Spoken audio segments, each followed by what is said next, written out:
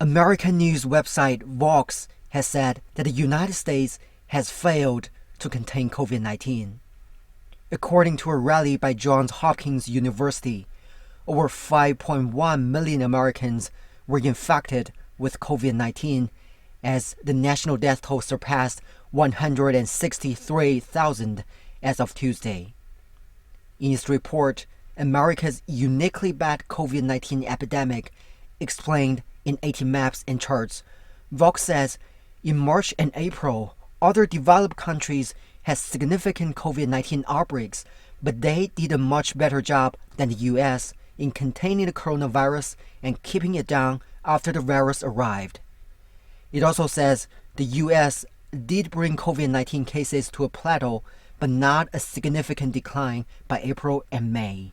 But then several states rushed to reopen, with a significant portion of the public not following recommendations for masking and physical distancing.